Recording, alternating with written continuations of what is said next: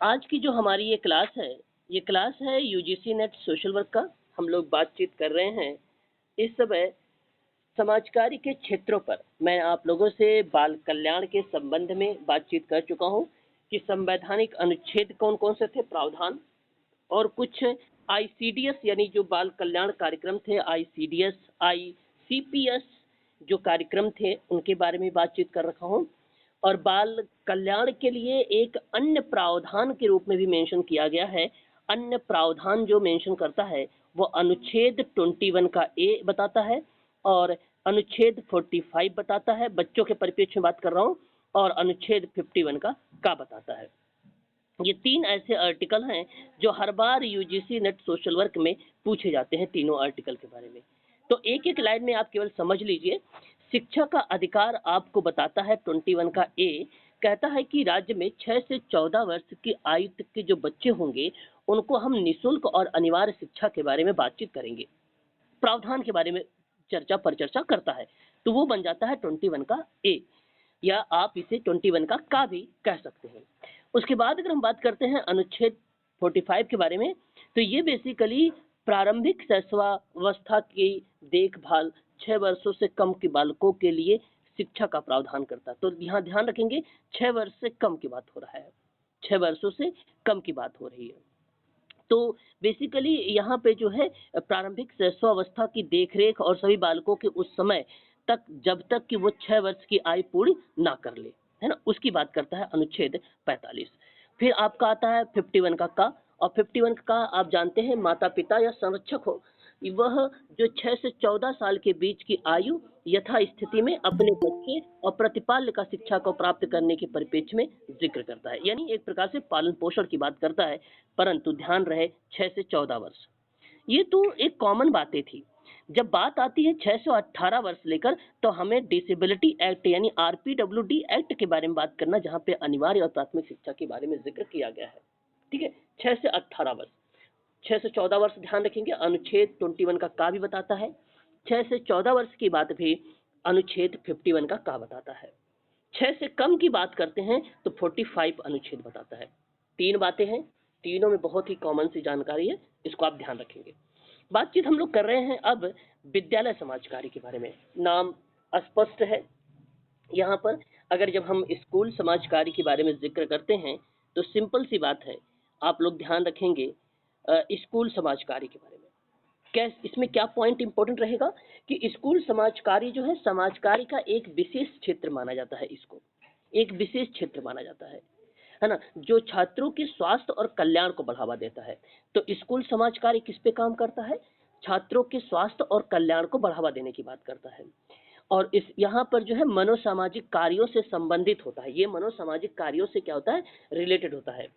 School social work जो है association of American school के सामाजिक कार्यकर्ताओं को प्रशिक्षित मानसिक स्वास्थ्य व्यवसाय के रूप में परिभाषित किया गया है।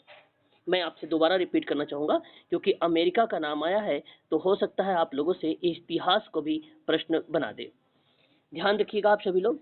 School social work, school social work association of America school कि जो है सामाजिक कार्यकर्ता को प्रशिक्षित मानसिक स्वास्थ्य व्यवसाय के रूप में क्या किया गया है? परिभाषित किया गया है। ठीक है, इसको क्या किया गया है? परिभाषित किया गया है। तो आगे अगर हम बात करते हैं यहाँ पे, तो स्कूल के सामाजिक कार्यकर्ता जो है प्रशिक्षित व्यवसायिक होते हैं या पेशेवर को व्यवसाय कहा जाता है, जो स्कूल से संबंधित चिंता और व्यक्तिगत समस्या वाले बच्चों की सहायता करने में विशेषज्ञ होते हैं, जो स्कूल और घर पर प्रभावी ढंग से काम करने की उनकी क्षमता में बाधा डालते हैं।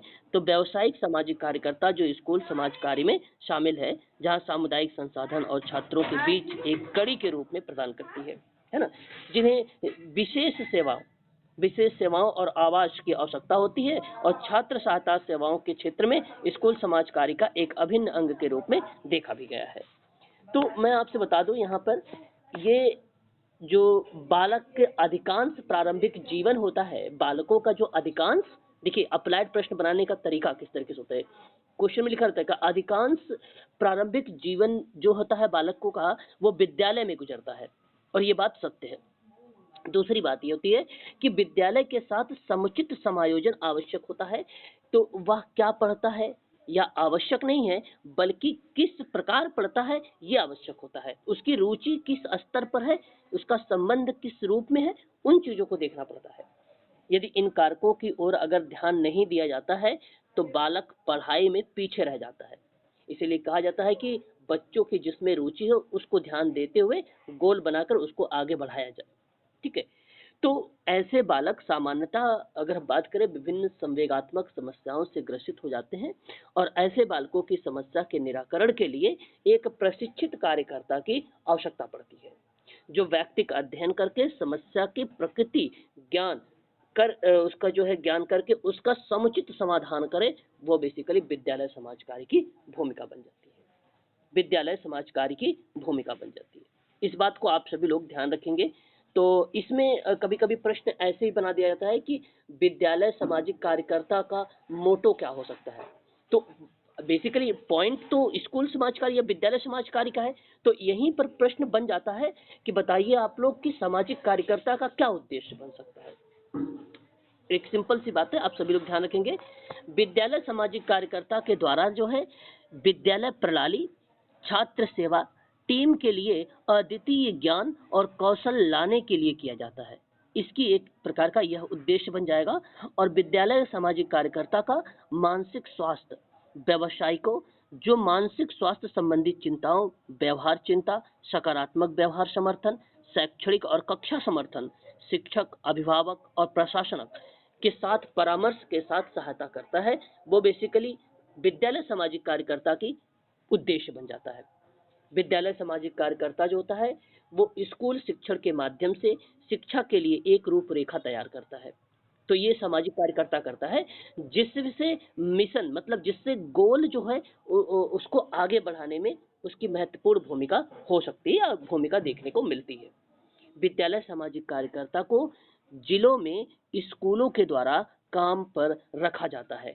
जिले की अपनी अकादमी मिशन पूरा करने की क्षमता को बढ़ाने के लिए विशेष रूप से जहां पर घर, विद्यालय और समुदाय सहयोग से छात्र सफलता प्राप्त करने में एक महत्वपूर्ण भूमिका भी निभा सकता है। ठीक है। तो ये इस तरीके से प्रश्न हम लोगों को कभी कभी देखने को मिल जाता है। तो विद्यालय समाज कार्य ध्यान रखेंगे द्वारा व्यावसायिक सामाजिक कार्यकर्ता, व्यावसायिक सामाजिक कार्यकर्ता, ठीक है, व्यावसायिक सामाजिक कार्यकर्ता के माध्यम से यह समाज कार्य का एक व्यापक क्षेत्र प्रस्तुत करता है। इन चीजों को आप लोगों को ध्यान रखना होगा। ठीक है। वर्तमान समय में अनेक ऐसे कारक हैं जो समाज में विद्यमान है, जिसके माध्यम से किसी न किसी रूप में प्रत्येक समाज को नकारात्मक रूप से प्रभावित किया है, और इसमें प्रमुख रूप से बच्चे भी शामिल हो गए हैं। तो ऐसी स्थिति में स्कूल समाज कार्यकर्ता द्वारा विद्यार्थियों को समाज में समायोजन करने को लेकर सिखाया जाता है। तब जाके सोशल वर्कर की विद्यालय में भी भूमिका हमें देखने को मिलती है। यही कारण है कहा जाता है कि हर एक विद्यालय में एक सोशल वर्कर की जरूरत है, यानी नीड है। अलग की बात है कि वैकेंसियां नहीं निकल रही हैं स्कूलों में, लेकिन यहाँ पर जरूरत है ना, ये क्षेत्र बताया गया है। वहीं अगर हम बात करते हैं नेक्स्ट क्षेत्रों पर, तो हमारे सामने आता है वृद्धावस्था। वृद्धावस्था समाज, ये वृद्धावस्था का एक फील्ड है ना। अगर हम लोग बात करते हैं, जब वृद्धावस्था का आप अध्ययन करते हैं, वृद्ध लोगों का जब आप अध्ययन करते हैं उसको क्या कहते हैं? वृद्धावस्था। हाँ, बिल्कुल आपने सही जवाब बताया। यहाँ पर जेरेंटोलॉजी कहा जाता है, जरा विज्ञान कहा जाता है वृद्ध लोगों का जब आप अध्ययन करते हैं, या कि पेपर में प्रश्न पूछा भी जा चुका है आप लोगों से। अब मैं आपसे सिंपल सी बात करता हूँ। वृद्धावस्था जो है बेसिकली 60 से ले लीजिए वर्ष, या 65 वर्ष आप कर लीजिए, तो इसको कहा जाता है ये वृद्धावस्था की आयु है। ठीक है। तो वृद्धावस्था को अक्सर बेसिकली देखा गया है 60 या 65 वर्ष या उससे अधिक आयु के रूप में परिभाषित किया गया है वृद्धावस्था को, है ना। तो वृद्धावस्था के जब हम उसका अध्ययन करते हैं तो नाम हमें देखने को मिलता है जेरोंटोलॉजी, जिसको हम लोग बोलते हैं जरा विज्ञान, जरा विज्ञान। और सबसे पहली बार जेरोंटोलॉजी यानी वृद्धावस्था पे अध्ययन करने वाला व्यक्ति कौन रहा है, तो याद रखेंगे सी फिलीपींस का नाम आता है, फिलीपींस का नाम आता है, फिलीपींस का नाम आता है। ध्यान रखेंगे ये भी आप लोग, है ना। सी फिलीपींस का नाम हमें देखने को मिलता है। वृद्धावस्था के बारे में बताइए एक बार, यहां तक बात क्लियर हुई? हाँ, अब वृद्धावस्था के अंतर्गत अगर हम बात करें तो इसी को हम लोग जीवन की उस अवस्था को कहते हैं जिसमें उम्र मानव जीवन की औसत काल के समीप या उससे अधिक हो जाती है। वृद्ध लोगों को रोग लगने की अधिक संभावना होती है, उनकी समस्याएं भी अलग होती हैं। वृद्धावस्था एक धीरे धीरे आने वाली अवस्था है जो स्वाभाविक और प्राकृतिक घटना मानी जाती है, जो स्वाभाविक और प्राकृतिक घटना मानी जाती है। ये इस बात को भी आप लोग ध्यान में रखेंगे, ठीक है। तो यहाँ पे कहा गया है कि जरा चिकित्सका जो है, जरा चिकित्सकीय सामाजिक कार्यकर्ता बुजुर्ग व्यक्तियों की सेवा प्रदान करते हैं और उन्हें विभिन्न श्रेणी में सहायता प्रदान करते हैं। सामाजिक कार्यकर्ता जो बुजुर्ग लोगों के साथ काम करते हैं उन्हें समाज में एक स्वस्थ और खुशहाल जीवन शैली बनाए रखने में सहायता करता है।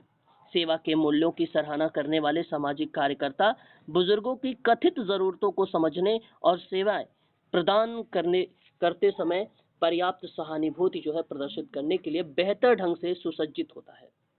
यहाँ पे आप देख सकते हैं 60 वर्ष से अधिक आयु के लोग भी, चाहे वे घर में या आप ये कह लिए चाहे वे घर पर रहते हो या सहायता प्राप्त करने की सुविधा में हो या उन्हें सामाजिक कार्यकर्ता की सहायता की आवश्यकता हो, इसे कंडीशन पे हम यहाँ पर समझते हैं कि यह एक प्रकार का वृद्धावस्था का पार्ट है। तो वृद्धावस्था जीवन प्रक्रिया का एक अंतिम चरण माना जाता है और यह शारीरिक और सामाजिक दृष्टि से हराश का दौर होता है, ठीक है, हराश का दौर होता है जिससे व्यक्ति न केवल शारीरिक और मानसिक दृष्टि से कमजोर होता है बल्कि सामाजिक और आर्थिक दृष्टि से शक्तिहीन को भी संदर्भित करता है, शक्तिहीन को भी ये संदर्भित करता है। तो यह एक प्रकार की वृद्धावस्था या वृद्ध हम कहते हैं इसको, ये डेफिनेशन है, आप इसको ध्यान रखिए। इनके अंतर्गत कभी कभी हमारे पेपरों में यूजीसी नेट हो या एमपी सेट का पेपर हो, उनमें हमें देखने को मिलता है कि बताइए वृद्ध व्यक्तियों के लिए समस्याएं कौन कौन सी होती हैं, है ना। जो वृद्ध व्यक्ति हैं उनके लिए क्या क्या समस्याएं हो सकती है, तो आपको पता होना चाहिए। आप लोगों ने पेपर में भी देखा होगा, शारीरिक दुर्बलता, शारीरिक दुर्बलता एक प्रकार की क्या है, इनकी समस्याएं हैं, है ना। नाम आपको पता होगा, आप केवल कीवर्ड्स को लिखते जाएंगे, अच्छी बात रहेगी आप सबके लिए, ताकि आपको पॉइंट पता चल जाएगा कि हाँ वृद्ध व्यक्तियों के अगर परिपेक्ष में प्रश्न आता है तो आप ये सारी चीजें लिख सकते हो। एक शारीरिक दुर्बलता होती है और ये बात आप अच्छे से जानते हो कि आयु बढ़ने के साथ साथ व्यक्ति की शरीर जो होती है वो शिथिल होने लगता है, इंद्रियां कमजोर होने लगती है, आंखों से दिखना कम हो जाता है, कान से कम सुनाई पड़ने लगता है, दांत कमजोर हो जाते हैं। शरीर को शक्ति और गति प्रदान करने वाले जो प्रमुख संस्थान होते हैं जैसे पाचन संस्थान हो गया, रक्त हो गया, परिभ्रमण संस्थान हो गया, है ना, आदि कमजोर पड़ने लगते हैं। तो शरीर में क्या अनेक बीमारियां होने लगती हैं, हृदय रोग हो गया, डायबिटीज हो गया, है ना, जोड़ों में दर्द हो गया, गठिया रोग हो गया, ठीक है, ग्रंथियों से संबंधित हो जाता है बीमारी। तो हम कहते हैं कि यह एक प्रकार की शारीरिक दुर्बलता भी आने लगती है। वहीं अगर हम बात करें दूसरे पॉइंट पर तो एक मानसिक रोग, ये भी समस्या है वृद्ध व्यक्तियों के लिए। मानसिक रोग किस तरीके से, ये भी बात आप जानते हैं। मानसिक रोग मतलब शारीरिक छीड़ता होता है, छीड़ता का मतलब होता है एक प्रकार से क्षति, छीड़ता का मतलब है ना, छीड़ता या मानसिक रोग बहुत अगर हम बात करें तो कुछ साथ साथ चलते हैं, परंतु शरीर के कमजोर पड़ने के बाद जो है बुढ़ापे की अनुभूति भी व्यक्ति की मानसिक निराशा का संचार करने लगती है। तो वृद्ध व्यक्ति जो होता है शारीरिक रूप से ही नहीं बल्कि मानसिक रूप से भी अपने को बहुत असहाय समझने लगता है या महसूस करने लगता है। तो बुढ़ापे की मानसिकता और जो है मानसिकता और निरुपायता, निरुपायता का मतलब होता है एक प्रकार की उसकी जो है हराश वाली एक्टिविटी गतिविधियां, ठीक है। तो उनके एहसास से मन में हताशा जो है बनने लगती है, तो यह एक प्रकार का जो है मानसिक रोग की तरफ जो है अग्रसर होने लगता है। तो शारीरिक कार्य क्षमता घटने लगती है। हाँ बिल्कुल। तो जो शारीरिक कार्य क्षमता होती है वो घटने लगती है और सामाजिक उपयोगिता कम होने लगती है ना, सामाजिक उपयोगिता कम होने लगती है और वृद्ध व्यक्ति को अनेक मानसिक चिंताएं जो है घेर लेती हैं जिससे उसकी नींद जो है नींद का कम आना या मानसिक थकावट महसूस करने, तो इस तरीके की जो प्रक्रिया बनने लगती है वो मानसिक रोग के अंतर्गत आ जाती है, वो एक्टिविटी मानसिक रोग के अंतर्गत आ जाती है। इतनी चीजों को आप लोगों को ध्यान रखना होगा। फिर उसके बाद हमारे सामने एक और आता है, आप अकेलेपन की समस्या कह सकते हैं। अकेलेपन की भी समस्या, देखिए ये सारे पॉइंट्स आपको लिखे रहते हैं उसमें कि अकेलेपन की समस्या हो सकती है, बिल्कुल। भारत में औद्योगिकीकरण और नगरीकरण में जो है वृद्धि होने के कारण जो है, जैसे जैसे संयुक्त परिवार की जगह केंद्रक परिवार ले लिया है, एकल परिवार ले लिया है, तो परिवार के युवा सदस्य जो होता है, विवाह के बाद जो है अपने माता पिता के साथ रहना नहीं चाहते हैं वो, है ना। और इसी के परिणाम स्वरूप जो है, जिस आयु में व्यक्ति को अपने बच्चे से सबसे अधिक सहायता और संरक्षण की आवश्यकता होती है, उसी समय में वे लोग क्या करते हैं, स्वयं को अकेला और निराश्रित महसूस करने लगते हैं। यदि वृद्ध पति और पत्नी में से किसी एक की मृत्यु हो जाती है, तो व्यक्ति अपने दुख दर्द को किसी दूसरे से बांटने की स्थिति में नहीं रह जाता है। अकेलेपन की भावना वृद्धावस्था में मानसिक तनाव का एक प्रमुख कारण माना जाता है। इसलिए आप ये पॉइंट को आईएमपी के रूप में लिखिएगा कि अकेलेपन की समस्या वृद्ध व्यक्तियों के काफी देखने को मिलती है। उसके बाद अगर हम बात करें तो यहीं पे आर्थिक असुरक्षा भी मिलती है। आर्थिक असुरक्षा आप जानते ही होंगे, वृद्ध लोगों को प्रायः देखा गया कि आर्थिक सुरक्षा संबंधित तनाव का सामना भी करना पड़ता है। पारिवारिक आय कम होने से परिवार के जो लोग होते हैं, बुजुर्ग, उनको प्रायः भार स्वरूप देखने लगते हैं, तो इस प्रकार से आर्थिक असुरक्षा की स्थिति भी मिलती है हमें। वहीं अगर हम बात करें तो एक और पॉइंट हम नोट कर सकते हैं, संयुक्त परिवार का अभाव, और ये बात आप अच्छे से जानते हैं। बुजुर्ग जनों में अगर हम बात करें, वृद्ध जनों में बात करें, तो संयुक्त परिवार के अभाव की समस्या का सामना भी करना पड़ता है। संयुक्त परिवार में वृद्धावस्था, बीमारी आदि के समय सुरक्षा प्रदान की जाती है। वही एकाकी परिवार में व्यक्ति अपने परिश्रम से प्राप्त फल और निर्भर रहकर वृद्धावस्था अथवा बीमारी के समय अपनी जीविका चलाता है। तो संयुक्त परिवार के अभाव की समस्या बनती है, जो वृद्ध व्यक्तियों के लिए समस्या का रीजन बन सकती है। वहीं अगर हम बात करें, अगर उचित देखभाल नहीं करेंगे आप लोग, तो भी एक प्रकार से, या उचित देखभाल नहीं करेंगे तो यह भी एक प्रकार की समस्या देखने को मिलती है वृद्धावस्था में भी। जिस परिवार में कई सदस्य होते हैं, वहां तो बड़े बुजुर्गों की देखभाल ठीक तरह से हो जाती है, लेकिन आप सोचिए जहां पे एकाकी परिवार है, ऐसी स्थिति में जब घर के सदस्य चले जाते होंगे तो अक्सर बुजुर्ग लोगों की देखभाल करने वाला कोई नहीं रहता है, तो इससे उन्हें कभी कभी बड़ी बाधा का सामना करना पड़ जाता है। इसलिए कहा जाता है कि उचित देखभाल की समस्या ना होने की वजह से भी एक प्रकार से ये समस्या है, यह एक प्रकार की समस्या है। मनोरंजन की समस्या भी होती है। परंपरागत रूप से अगर मैं आप लोगों से बात करूं मनोरंजन के रूप पर, देखिए मनोरंजन की समस्या ये किस तरीके से, बात को समझिए। अगर मैं आपसे बात करूं, परंपरागत रूप से परिवार में विभिन्न उत्सव और समारोह का आयोजन से वृद्ध सदस्यों को अपने नाते रिश्तेदारों से मिलने का अवसर मिल जाता है।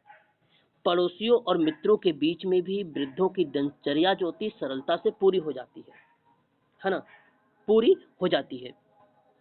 आज उत्सव और समारोह की जगह परिवार में टेलीविजन ही मनोरंजन का एकमात्र साधन रह गया है। देखने और सुनने की शक्ति कमजोर हो जाने के कारण वृद्धजन टेलीविजन का भी अपनी इच्छा अनुसार उपयोग नहीं कर पाते हैं। बच्चों के अध्ययन के नाम पर उनके माता पिता के द्वारा भी वृद्धजनों के लिए टेलीविजन की सुविधा देना आवश्यक नहीं समझते हैं। इस प्रकार वृद्धजनों के अकेलेपन में वृद्धि हो रही है। इस तरीके की समस्याएं, तो हम ये कह सकते हैं कि मनोरंजन की समस्या भी एक प्रकार से वृद्ध व्यक्तियों के लिए है। अब आज के समय में कहाँ किसी के पास समय है कि कोई नातेदारी रिश्तेदारी आके क्या नाम है उस पर अपना ध्यान दे या उस तरीके की बातचीत करे उनको, है ना। तो आजकल टेलीविजन इसका जगह ले लिया है, ये एक इम्पोर्टेंट फैक्ट है हम सबके लिए, है ना। तो बहुत सारी रीजंस हैं। अब इन व्यक्तियों को अगर समस्या है तो अब मेडिकल सोशल वर्कर इनको किस तरीके से इन्हें समाज की मुख्य धारा से जोड़ने का प्रयास करेगा, तो मैं कुछ पॉइंट्स बता देता हूँ, उन चीजों को आप ध्यान रखें, है ना। वृद्ध व्यक्तियों की अगर समस्या है तो उन समस्याओं को समाधान करने के लिए एक मेडिकल सोशल वर्कर को किन चीज़ों को ध्यान में रखना चाहिए। पहली बात तो ये कि परंपरागत भारतीय समाज में जो सामुदायिक जीवन है, ठीक है, जो सामुदायिक जीवन है, उन सामुदायिक जीवन में वृद्धों की उनकी किसी भी समस्या का एहसास नहीं होने देना। अतः सामुदायिक जीवन को पुनः मजबूत करने के उपाय किए जाने चाहिए।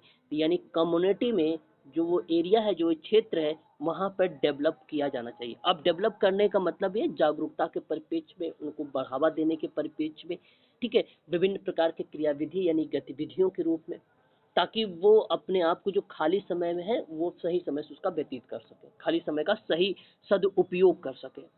भारत में संयुक्त परिवार जो है व्यवस्थाएं वृद्धों के लिए सामाजिक, आर्थिक और मानसिक सुरक्षा प्रदान करती है। अतः विघटन रोकने का प्रयास करें। तो मेडिकल सोशल वर्कर को क्या करना चाहिए?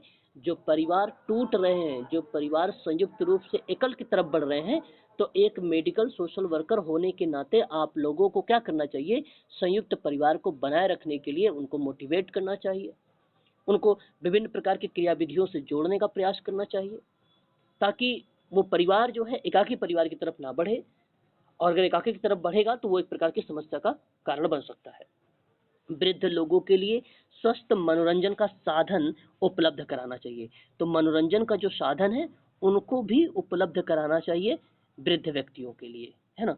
और वृद्धों की समस्या के समाधान हेतु यह भी बहुत ही जरूरी है कि हम वृद्धावस्था को जीवन की जो अनिवार्यता है उसके रूप में स्वीकार करें, ना कि एक बोझ के रूप में स्वीकार करें। ये बहुत इंपॉर्टेंट पॉइंट है, हम लोगों से पेपर में ऐसे प्रश्न पूछे जा सकते हैं।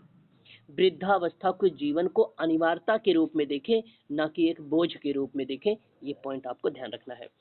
समय समय पर वृद्ध लोगों के लिए विशेष आयोजन करें। जैसे अगर मैं आपसे कहूँ तो आप ध्यान रखें, सामान्य ज्ञान हो गया, खेल प्रतियोगिताएं हो गई, कार्यशालाओं का आयोजन हो गया। इन सभी चीज़ों का एक एक करके जो है एक प्रतियोगिता रख सकते हैं, जिससे जो वृद्ध व्यक्ति हैं वह समाज की मुख्य धारा से जुड़ने का प्रयास करेंगे और वो स्वस्थ भी रहेंगे। सरकार की ओर से वृद्ध व्यक्तियों के लिए बहुत सारे सेवाएं या योजनाएं चलाई जा रही हैं, उनसे उनको रूबरू करवाना चाहिए। वृद्ध व्यक्तियों के लिए वृद्ध होम स्थापित किया गया है, इनमें समुचित सुविधाएं हो और जो संस्थाओं को सरकार की ओर से सहायता दी जानी चाहिए। वृद्ध व्यक्तियों को पेंशन योजना की राशि को बढ़ा देनी चाहिए। इस तरीके की जो है उन्हें समाज के मुख्य धारा से जोड़ने का प्रयास करता है। ये सारी चीजें थी। तो वृद्ध व्यक्तियों के संबंध में भी आप लोग देख सकते हैं, यह भी एक प्रकार का क्षेत्र माना जाता है समाज कार्य में, ठीक है। वहीं हम बात करते हैं नेक्स्ट पॉइंट पर। तो हमारे सामने आता है मानसिक स्वास्थ्य सेवाएं। मानसिक स्वास्थ्य सेवाओं के बारे में अगर हम लोग जिक्र करें तो क्या बन सकता है, बता नहीं सकेंगे? मानसिक स्वास्थ्य सेवाएं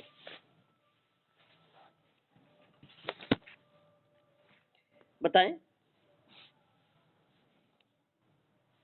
देखिए आपके, हाँ,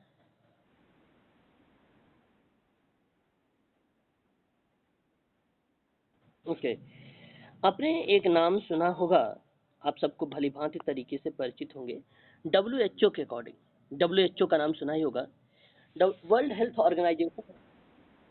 हाँ, इसकी स्थापना 7 अप्रैल 1948 को हुआ था, और 7 अप्रैल को ही स्वास्थ्य दिवस मनाया जाता है ना। मालूम होगा आप सबको, हेल्थ दिवस मनाया जाता है। मैं आपसे बताना चाहूँगा कि यहाँ आप लोग ध्यान रखेंगे कि मानसिक स्वास्थ्य को परिभाषित करते हुए डब्ल्यूएचओ ने कहा है एक बात, कि जिसमें किसी व्यक्ति की अपनी क्षमताओं का एहसास करता है, वह जीवन के सामान्य तनाव का सामना करता है, लाभकारी और उपयोगी के रूप में काम कर सकता है, अपने समाज के प्रति योगदान के रूप में सक्षम होता है, वह प्रक्रिया मानसिक स्वास्थ्य कहलाती है। वह प्रक्रियाएं मानसिक स्वास्थ्य कहलाती है।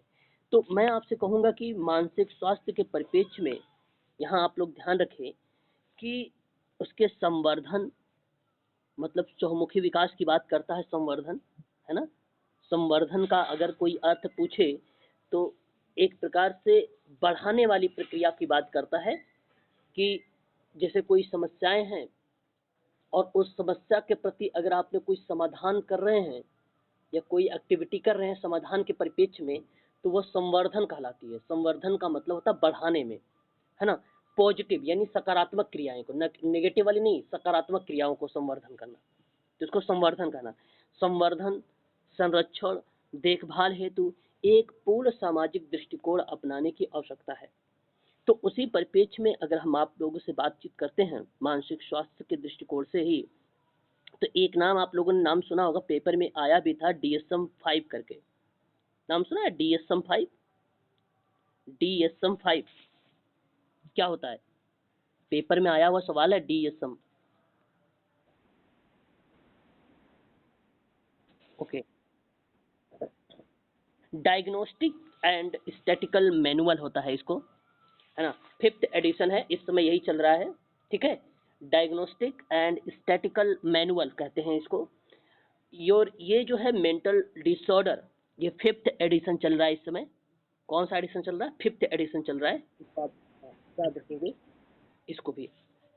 अब इसी के परिप्रेक्ष्य में बेसिकली एक मानसिक स्वास्थ्य के बारे में चर्चा की गई, जहां बताया भी गया था मानसिक स्वास्थ्य के परिप्रेक्ष्य में भारत में, कि भारत में अगर मानसिक स्वास्थ्य संबंधी आंकड़ों की बात की जाती है तो WHO की एक रिपोर्ट आती है जिसमें बताया गया कि भारत की लगभग 7.5% आबादी किसी न किसी मानसिक समस्या से जूझ रही होती है।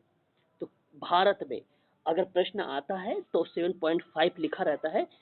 7.5% आबादी जो है किसी न किसी समस्या से, मानसिक समस्या से जूझ रही होती है। तो विश्व में मानसिक और न्यूरोलॉजिकल बीमारियों की समस्या से जूझ रहे लोगों में भारत का करीब 15% हिस्सा जो है शामिल है इसमें। 15% हिस्सा जो है इसमें शामिल है। इस चीज को आप लोग ध्यान रखेंगे। अच्छा, आपको मालूम है विश्व मानसिक स्वास्थ्य दिवस कब मनाया जाता है? बहुत ही इंपॉर्टेंट चीजें हैं, हम लोगों को पता होना चाहिए इसके बारे में। जी, क्या बताएं, फिर से बताइए।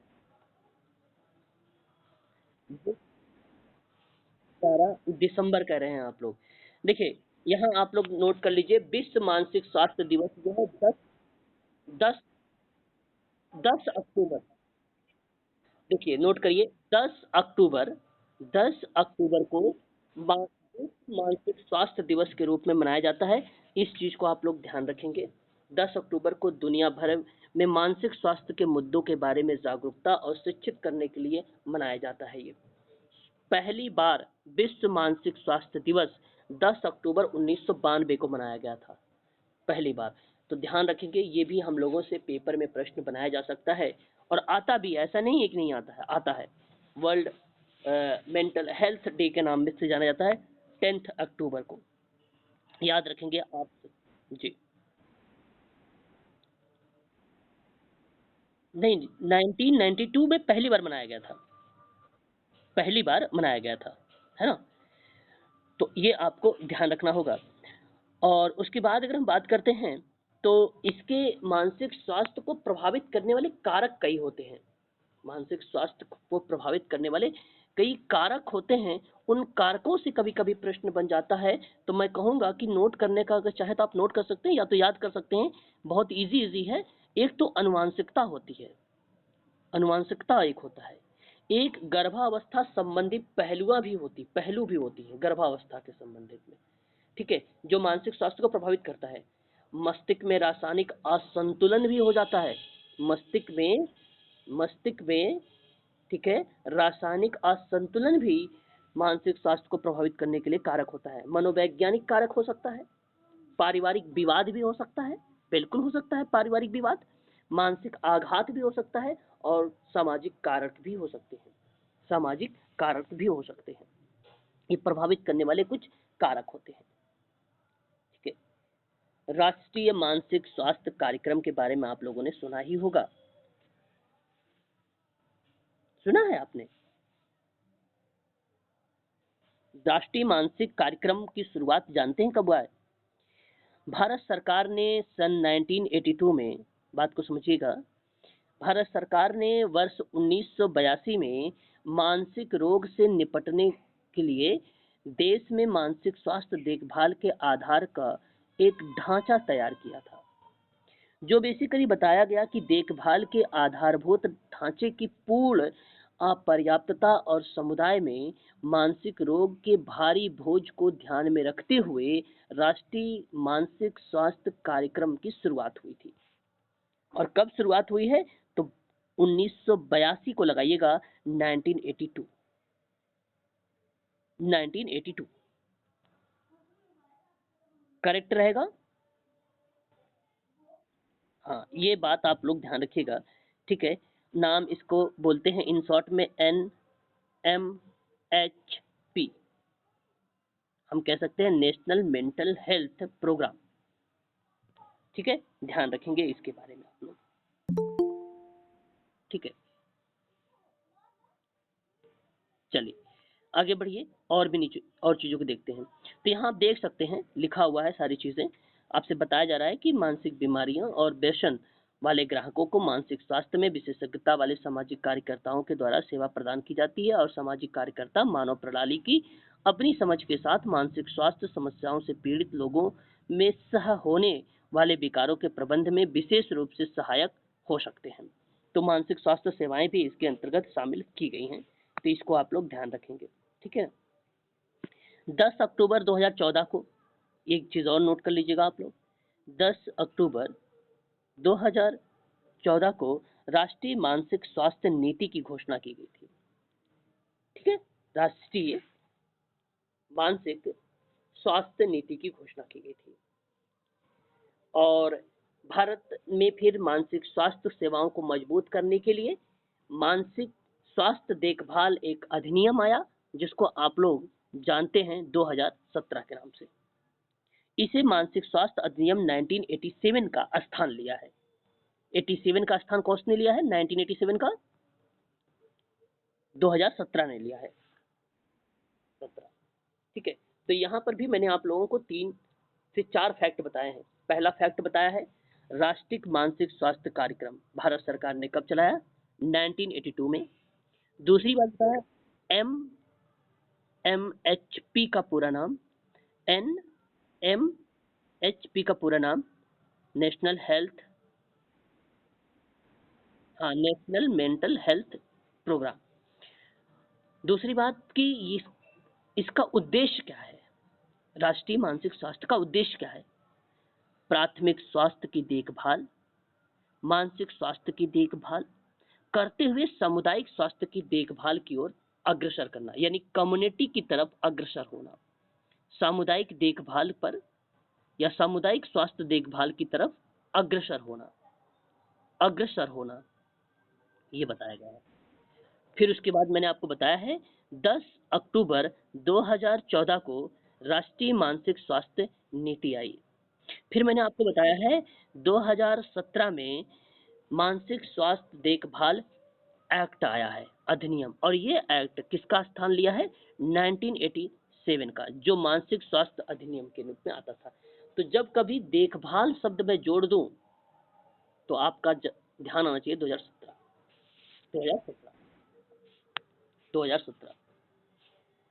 क्लियर रहेगा इतनी बातें? एक बार बता दीजिए मुझे।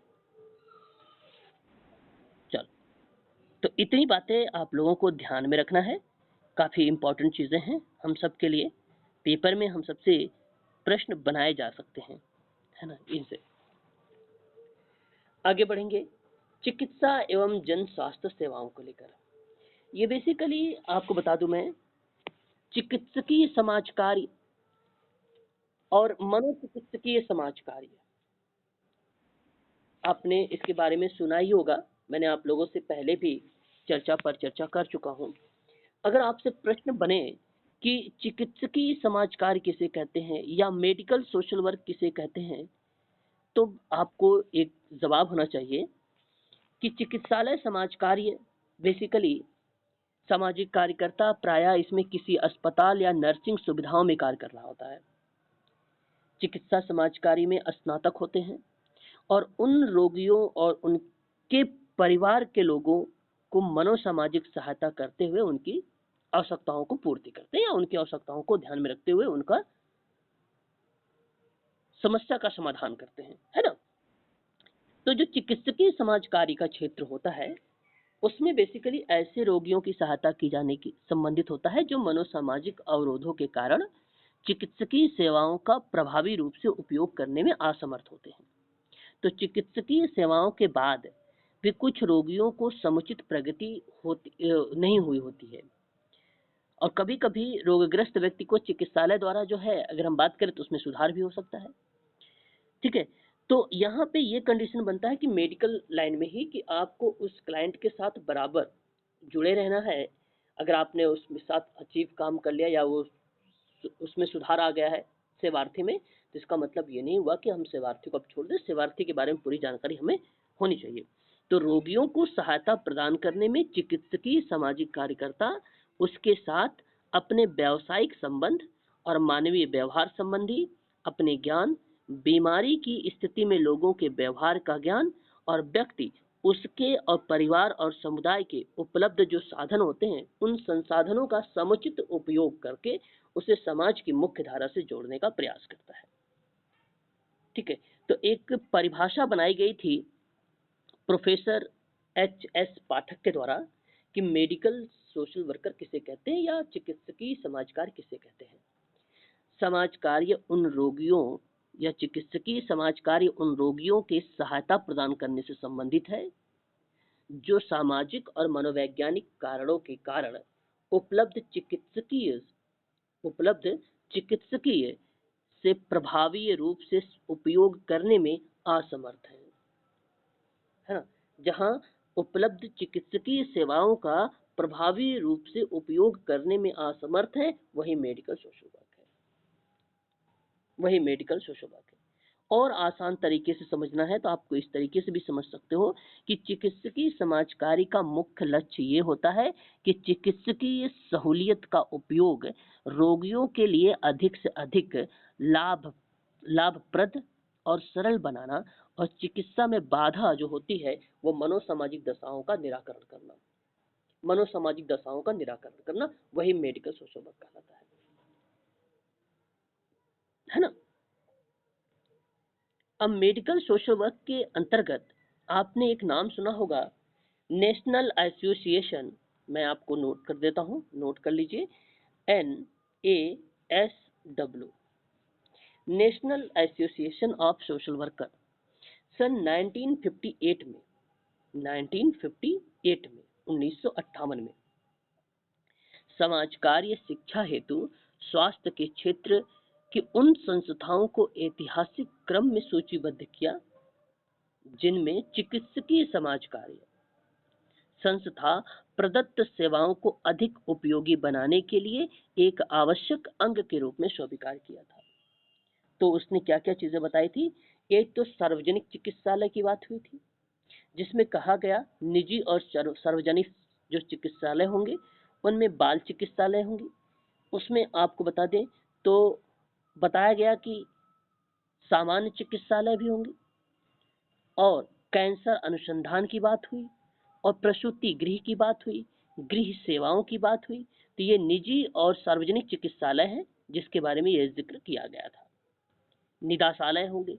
निदानशाला का मतलब होता है जैसे ओपीडी, एक ओपीडी होगा जिसको आप लोग बहिरंग विभाग बोलते हैं। विशिष्ट नैदानिक शाला होगा, सामुदायिक निदानशाला होगा, स्वास्थ्य बाल निदानशाला होगा, दिव्यांग बाल निदानशाला होगा। ठीक है, पुनर्स्थापन इकाइयां भी रखी गई थी जिसमें ओपीडी शामिल किया गया था और चिकित्सालय और व्यावसायिक शामिल किए गए थे। ठीक है, तो ये पार्ट है जब मैं आपको medical social work, psychiatric social work के बारे में पढ़ाऊंगा तो वहां पे जिक्र करूंगा। तो यहाँ पे केवल आप लोग ध्यान रखिएगा। तो अगर आपसे प्रश्न में पेपर आएगा, सवाल पेपर में, तो कुछ इस तरीके से आते हैं। कहेगा कि जो चिकित्सकीय सामाजिक कार्यकर्ता होता है उसका कार्य किस तरीके से होगा, देखिए, मेडिकल सोशल वर्कर का जो कार्य होता है वो सामुदायिक संगठन में सहभागिता करने को लेकर होता है। शैक्षणिक कार्य, जी कुछ कह रहे हैं आप?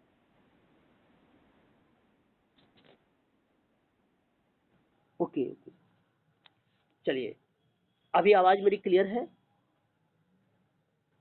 हाँ,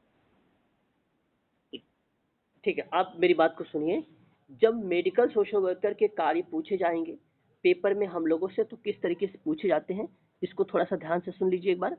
पहली बात तो ये, इसका जो काम होता है वो बेसिकली सामुदायिक संगठन में सहभागिता के काम करेगा, शैक्षणिक कार्यक्रमों में सहभागी के काम करेगा, समाज कार्य अनुसंधान में सहयोग देने के काम करेगा, परामर्श और निर्देश सेवाएं प्रदान करता है ये, और ये नीति निर्धारण और कार्य नियोजन की सहभागिता प्रदान करता है।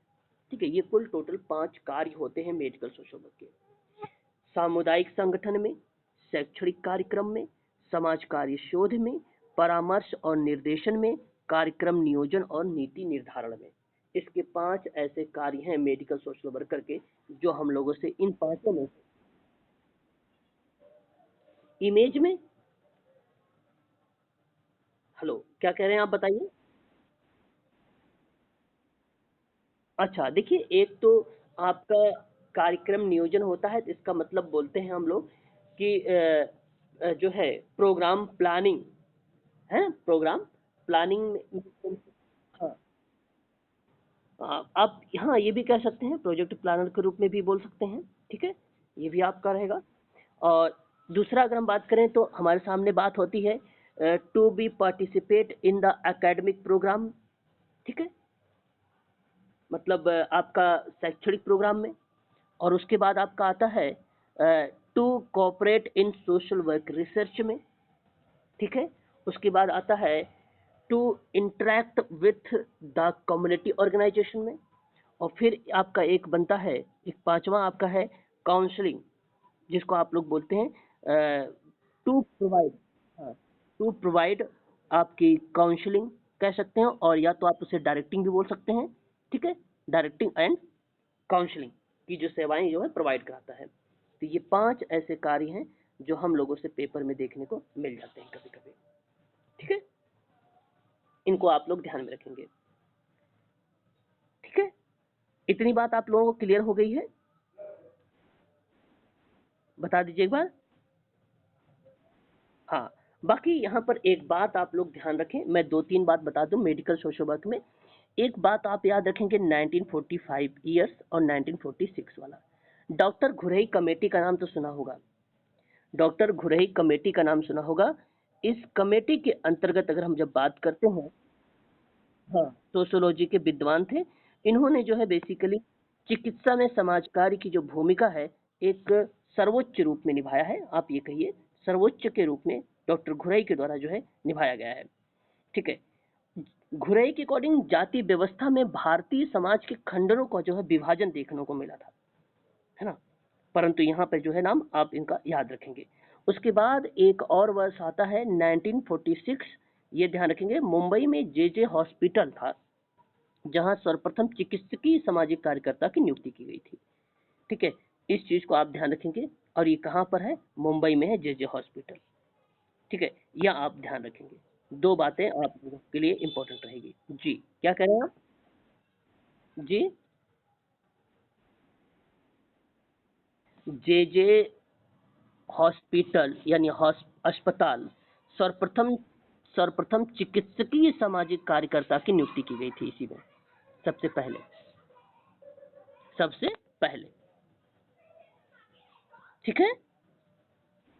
हाँ, इस चीज को आप ध्यान रखेंगे, हम सबके लिए ये इंपॉर्टेंट है, हो सकता है हम लोगों से पेपर में भी देखने को मिल जाए ऐसे, ठीक है। चलिए आगे बढ़ेंगे और नेक्स्ट पॉइंट देखेंगे, सामाजिक कार्यकर्ता। यहाँ पे सामुदायिक सामाजिक कार्यकर्ता एक शब्द लिखा गया है ना, तो आप मुझे बताना चाहेंगे कि सामुदायिक सामाजिक कार्यकर्ता की भूमिका क्या हो सकती है।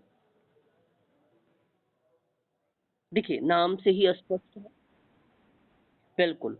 यहाँ नाम से अगर हम बात करते हैं, तो आपको मैं बता दूं, पहली चीज, जब आपको सामाजिक कार्यकर्ता के क्वालिटीज और गुण पता होंगे, तो आसानी से आप सामुदायिक सामाजिक कार्यकर्ता की भी बात लगा सकते हैं। देखिए, संबंध स्थापित करने की एक कला होती है मेडिकल सोशल वर्कर के अंतर्गत। सामाजिक कार्यकर्ता सेवार्थी के साथ अच्छा संबंध स्थापित करने की आवश्यकता होती है, और व्यवसाय के उद्देश्य से होता है वो। वहीं अगर हम बात करें, तो परिस्थिति समझने की योग्यता भी होती है। सामाजिक कार्यकर्ता को समाज के स्तर को समझने की योग्यता होनी चाहिए, है ना। परिस्थिति के साथ अगर मैं बात करूं, सहयोग की योग्यता होती है, तो सामाजिक कार्यकर्ता को स्थानीय स्तर पर भी लोगों के नेतृत्व का विकास करना होता है। समाज में भावनाओं को समझने की क्षमता होती है, तो सोशल वर्कर को समाज की सकारात्मक और नकारात्मक अभिव्यक्ति को सक्षम बनाने की योग्यता होनी चाहिए, जिसके द्वारा सामूहिक और आंतरिक चुनौतियों को हल कर सके। कार्यक्रम विकास की क्षमता होती है। बेसिकली यहाँ जो सामुदायिक कार्यकर्ता लिखा हुआ है, इसके हम बात करें तो उद्देश्यों को ध्यान में रखते हुए, जैसे सबसे पहली बात तो ये है कि सामाजिक कार्यकर्ता को प्राप्त करने के प्रयास करने चाहिए, और वो विभिन्न उद्देश्यों की पहचान, जैसे अगर मैं बात करूं संचार, आपको पता होगा, सामाजिक कार्यकर्ता जो होता है संचार कौशल का प्रयोग जो है अनेक लक्ष्य की प्राप्ति के लिए करता है। और संचार का मतलब क्या है? व्यक्ति के द्वारा अपने विचारों को प्रकट करने से। संचार करते समय उद्देश्य स्पष्ट होना चाहिए कि किस लिए किया जा रहा है, जिससे समूह में अपेक्षित परिणाम प्राप्त हो सके। तो कम्युनिकेशन भी इम्पोर्टेंट है। सुनना, आपको बता दूं, सुनना भी इम्पोर्टेंट शब्द है। सुनना एक महत्वपूर्ण स्किल माना जाता है, कौशल माना जाता है। यह क्षमता प्रत्येक व्यक्ति में होनी चाहिए। सुनने की क्षमता का समुचित उपयोग कम लोग कर पाते हैं, है ना? तो सामाजिक कार्यकर्ता एक अच्छा श्रवणकर्ता होता है ना? अच्छा श्रवणकर्ता होता है जो वक्ता के द्वारा हुए व्यक्त किए गए बातों के बारे में या विषय के बारे में वो आसानी से समझ लेता है। एक शब्द आता है अवलोकन, ऑब्जर्वेशन जिसको हम लोग बोलते हैं, अवलोकन भी हम लोग कहते हैं। अवलोकन महत्वपूर्ण प्रक्रिया होती है जिसमें व्यक्ति की क्षमता का पता चलता है और सामाजिक कार्यकर्ता सेवार्थी से बिना पूछे भी समझ सकता है कि उसकी भावना, तनाव, प्रसन्नता, अप्रसन्नता क्या है, लाइक डिसलाइक क्या है, भावनाएं क्या है, टेंशन क्या है, डिप्रेशन क्या है, इन सारी चीजों को समझ जाता है अवलोकन के माध्यम से। एक शब्द आता है विश्लेषण और चिंतन। विश्लेषण की बात करें तो सामाजिक कार्यकर्ता समूह का व्यक्ति के साथ अवलोकन करता और मार्गदर्शन के रूप में करता है। वह सभी गतिविधियों को अवलोकन करता है जिससे व्यक्ति समूह के विकास के स्तर का पता चलता है, जिससे वह इस स्तर पर पहुंच जाता है कि लक्ष्य प्राप्ति हेतु व्यक्ति समूह में सकारात्मक और नकारात्मक प्रक्रिया चल रही होती है। परानुभूत शब्द आते हैं। परानुभूत का मतलब होता है कि किसी व्यक्ति के द्वारा अन्य किसी व्यक्ति के स्थान पर रखकर अपने या उसके अनुभव और भावनाओं को महसूस करता है तो उसको परानुभूत कहते हैं। उसको परानुभूत कहते हैं। किसी व्यक्ति द्वारा अन्य किसी व्यक्ति के स्थान पर रखकर उसके अनुभव और भावनाओं को महसूस करना परानुभूत कहलाता है, एम्पैथी कहलाता है ना? तो ये चीजें आती हैं, इन चीजों को हमें ध्यान रखना है। अब सामुदायिक कार्यकर्ता में बात करें तो सामर्थ्य दाता की भूमिका होती है। सामर्थ्यदाता की भूमिका होती है, शिक्षक की भूमिका होती है, अधिवक्ता की भूमिका होती है, मध्यस्थता के रूप में भूमिका होती है, पहलकर्ता के रूप में भूमिका होती है, सुविधा प्रदाता के रूप में भूमिका होती है, वार्ताकार के रूप में भूमिका होती है ना? बहुत सारे इसकी भूमिकाएं हैं, बहुत सारे रोल्स हमें देखने को मिलते हैं। ठीक है। उसके बाद देखिए हमारे सामने एक आता है प्रवासी, आबादी और शरणार्थी। नाम सुना है आप लोगों ने? प्रवासी, आबादी और शरणार्थी। देखिए बड़ा ही सिंपल शब्द है, आपको मैं बता दूं। शरणार्थी और प्रवासी में सबसे पहले चीज ये है कि आपको अंतर पता होना चाहिए। जब आपको अंतर पता रहेगा तो आप आसानी से कर लेंगे। मैं आपको एक बार अंतर बता दूं ताकि आप आसानी से आइडेंटिफाई कर लें। ठीक है, मैंने इधर प्रवासी के बारे में बात करूंगा और इधर मैं शरणार्थी के बारे में बात करूंगा। देखिए शरणार्थी जो होता है अपने देश में उत्पीड़न और उत्पीड़ित होने के भय से पलायन को मजबूर होता है। वो पलायन के लिए मजबूर होता है वो। लेकिन जब मैं प्रवासी की बात करता हूँ तो प्रवासी का अपने देश से पलायन विभिन्न कारण हो सकते हैं, जैसे रोजगार हो सकता है, परिवार हो सकता है, शिक्षा हो सकता है, आदि के कारण से हो सकता है। किंतु इसमें उत्पीड़न शामिल नहीं है। प्रवासी में उत्पीड़न शामिल नहीं है। चलो एक और अंतर देखो तो शायद स्पष्ट हो जाए आपको। और देखिए इसमें अतिरिक्त प्रवासी को चाहे अपने देश में हो अथवा अन्य देश में हो, स्वयं के देश द्वारा जो विभिन्न प्रकार के संरक्षण को लाभ प्राप्त करना होता है वह प्रक्रियाएं प्रवासी की रूप होती है। आपको बता दूं, आपने एक नाम सुना होगा, मुझे याद आ गया, UNHCR।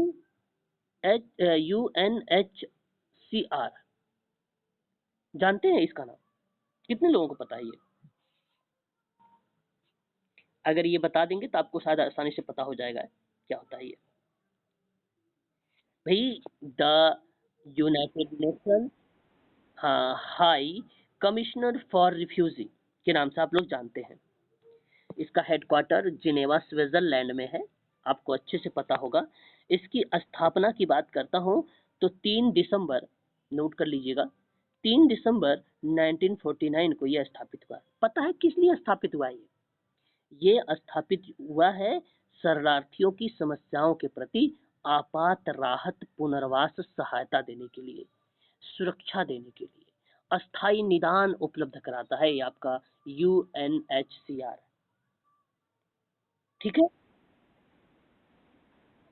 हाँ, यूनाइटेड नेशंस, यू से यूनाइटेड, एन से नेशंस, एच से हाई, सी से कमिश्नर और फॉर, आर से रिफ्यूजी। रिफ्यूजी शरणार्थियों हेतु संयुक्त राष्ट्र उच्चायुक्त का कार्यकाल 3 दिसंबर 1949 को यह स्थापित हुआ था। ठीक है, सही तरीके से यह आया 14 दिसंबर 1950। 1950। ठीक है, उद्देश्य इसका यही है कि शरणार्थियों की समस्याओं के प्रति। तो मेरे हिसाब से आप लोग ये समझ गए होंगे इसके बारे में, ये क्या चीज़ है, कि जहाँ कहीं ना कहीं हमें ये बताता है आप लोगों से कि जो शरणार्थी लोग हैं उनकी समस्याओं के प्रति ये बात करता है। अगर कोई आपातकालीन स्थिति है तो उसमें पुनर्वास करेगा, उनको सुरक्षा देता है, उनको अस्थायी निदान देने की बात करता है। ये बात सही है ना? बताइए। हाँ, अब इसी के अंतर्गत मैं आपको बताऊं शरणार्थियों के संकट के बारे में, तो इनके समस्याएं तो भाई बहुत सारी हैं।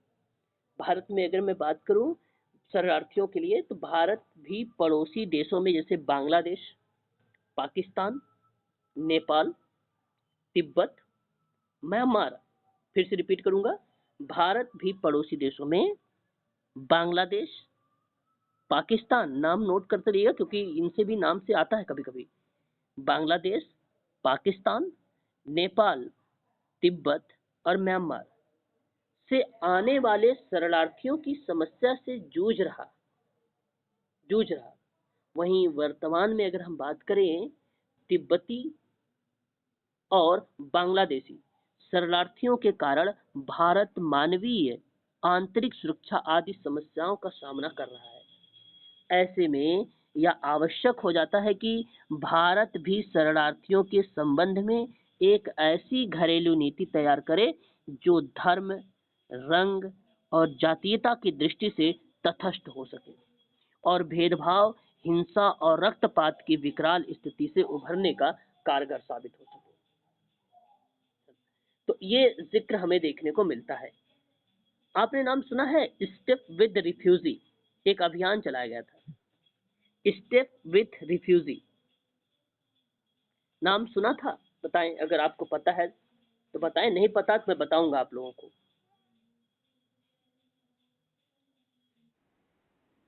कोई बात नहीं, चलिए मैं आपको बताता हूँ। चलो, ये हम लोगों के लिए इम्पोर्टेंट हो सकता है ना, कि स्टेप विथ रिफ्यूजी क्या होता है। बेसिकली मैं आपको बताऊं, ये क्या है, ये जैसे बताया गया है इस अभियान में, आप लोगों से कहा गया है कि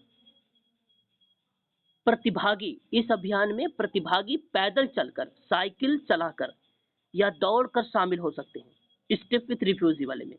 और फिटनेस ऐप और फिटबिट स्ट्रवा के माध्यम से ये आंदोलन को शामिल करता है। तो इस अभियान के तहत यूएनएचसीआर कई शरणार्थियों की दुखद और साहसी यात्राओं को भी विश्व के सामने प्रस्तुत कर रखा है। और कहा गया है कि इस अभियान में भाग लेने वाले व्यक्तियों के द्वारा 12 महीनों में 2 बिलियन किलोमीटर की दूरी तय करने वाले के लिए स्वयं को चुनौती दी जाएगी, क्योंकि विश्व में शरणार्थियों द्वारा अपनी सुरक्षा के लिए हर वर्ष लगभग इतने किलोमीटर की यात्रा तय की जाएगी। और ये बात स्टे विथ रिफ्यूजी अभियान के अंतर्गत कही गई है ना। और ये बता दूं मैं आपको कि पूरे विश्व में कई ऐसे परिवार हैं जिन्हें पलायन के लिए मजबूर किया गया है। और जीवित रहने के लिए असाधारण प्रयास भी किए गए हैं, असाधारण प्रयास भी किए गए हैं। और ये आपको आता है किसके अंतर्गत, तो ध्यान रखिएगा, शरणार्थियों के अंतर्गत आता है। Step with refugee, step with refugee, ठीक है, याद रखिएगा, इंपॉर्टेंट शब्द हैं हम सब के लिए ये, है ना, हम सबसे पेपर में पूछे भी जा सकते हैं। ये अभियान चलाया कब गया था, पता है?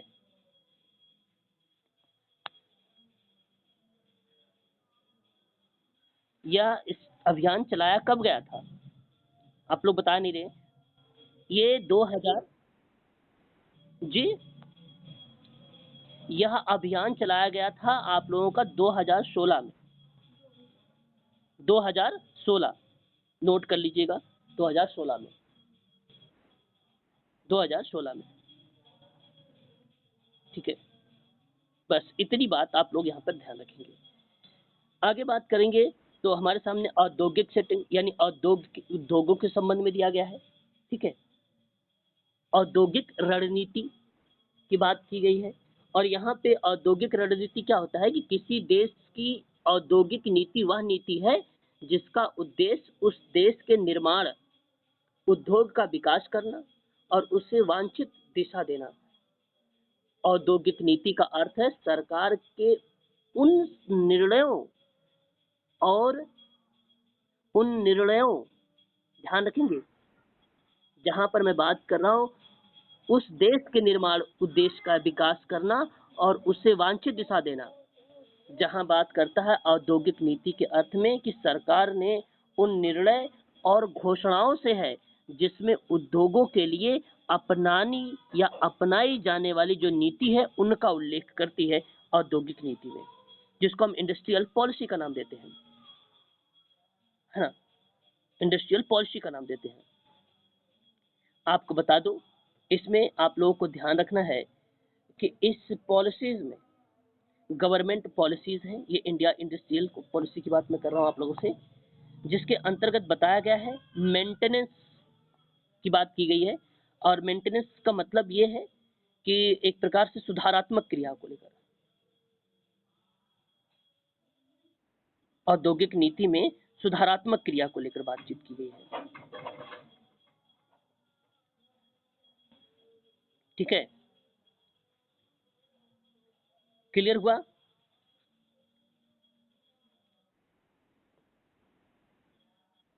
हाँ, भारत की औद्योगिक नीति अगर हम बात करें आप लोगों से, प्रथम औद्योगिक नीति भारत पहली बार 1948 में घोषित की गई। 1948 भारत में पहली औद्योगिक नीति की घोषणा 1948 क्या थी? ये बेसिकली भारत का पहला औद्योगिक नीति थी जिसमें औद्योगिक नीति का संकल्प के रूप में विकसित हुआ। और भारत में औद्योगिक नीति के जो उद्योग थे उनमें 4 व्यापक क्षेत्र थे। इन 4 व्यापक क्षेत्रों को आप थोड़ा सा समझ लीजिए। एक था आपका सार्वजनिक क्षेत्र, दूसरा था आपका बुनियादी क्षेत्र, ठीक है, बुनियादी क्षेत्र, तीसरा आपका था तीसरा आपका जो रखा गया था महत्वपूर्ण उद्योग रखे गए थे, महत्वपूर्ण उद्योग रखे गए थे, चौथा जो था उसमें अन्य उद्योग रखे गए थे। जो सार्वजनिक और सहनिजी क्षेत्र था उसको बेसिकली अगर हम बात करें तो सामरिक या समरिक इसको बोला गया, सामरिक उद्योग बोला गया। सामरिक उद्योग का मतलब होता है इसके दायरे में हथियार और गोला बारूद का निर्माण, परमाणु ऊर्जा का उत्पादन, नियंत्रण और रेलवे परिवहन का अस्तित्व, इसका मैनेजमेंट किया जाएगा। भारत जो है केंद्र सरकार का एक अनन्य एकाधिकार बन गया जिसमें सामरिक उद्योग को शामिल किया गया, जो बताता है भारत के औद्योगिक नीति के अंतर्गत सार्वजनिक क्षेत्र को। दूसरा आपका था बुनियादी या मुख्य उद्देश्य, इसमें कोयला, लोहा, इस्पात, जहाज निर्माण, टेलीफोन का निर्माण, टेलीग्राफ इत्यादि चीजों का निर्माण बताया गया। यह केवल राज्य सरकार ही शुरू कर सकती है, इसमें बताया गया था बुनियादी में। और जो महत्वपूर्ण उद्योग बताया गया वो नियंत्रित निजी क्षेत्र था। इसमें मशीनी टूल्स थे, रसायन उर्वरक थे, रबड़ निर्माण था, सीमेंट, कागज, अखबारी, ऑटोमोबाइल, इन सारी चीज़ों को शामिल किया गया। और एक था अन्य, जिसमें शामिल किया गया निजी क्षेत्र और व्यक्तिगत और सहकारी क्षेत्र को बताया गया था इसमें। ठीक है, तो याद रखेंगे ये 4 ऐसे क्षेत्र थे जो मैंने आप लोगों से जिक्र किए हैं। उसके बाद आपका एक आता है श्रम कल्याण को लेकर बात हुई है, फिर बाधितों के लेकर बात हुई है, फिर अनुसूचित जाति एवं अनुसूचित जनजाति के लिए चिकित्सकीय और मनोचिकित्सकीय है, ग्राम विकास है, सामाजिक सुरक्षा है। ये सारे जो है क्षेत्र हैं। आपराधिक सुधार भी एक क्षेत्र है समाज कार्य का, सामाजिक सुरक्षा भी क्षेत्र है, सामाजिक नीति नियोजन भी है, आधुनिकीकरण भी है, कानूनी सहायता भी है। ठीक है, पर्यावरण संतुलन की बात करें तो ये भी एक प्रकार का क्षेत्र है। मानव अधिकारों का संरक्षण की बात करें, सामाजिक न्याय और के रूप में प्रमुख उल्लेखनीय, ये भी आपका क्षेत्र बन जाता है। ठीक है, ये सारे आपके क्षेत्र बन जाते हैं। तो यहाँ पर आपका जो क्षेत्र था ये कंप्लीट मैंने कर दिया है। कल मैं आप लोगों से जिक्र करूंगा समाज कार्य के सामान्यतः 4 ऐसे कार्य कौन कौन से हैं, 4 टाइप कौन कौन से हैं, उपचारात्मक, सुधारात्मक, निरोधात्मक और विकासात्मक। इनके बारे में कल मैं आप लोगों से बात करूंगा। और अभी 8:30 पर आप लोगों की प्रैक्टिस होगी। आज क्लास है आप सबकी, है ना। 8:30 पर समाज कार्य के प्रश्न आएंगे। आप लोग थोड़ा सा देखिए कि समाज कार्य के प्रश्न कौन कौन से हो सकते हैं आप सबके सामने। ठीक है ना, 8:30 आप लोग तैयार रहिएगा। ठीक है।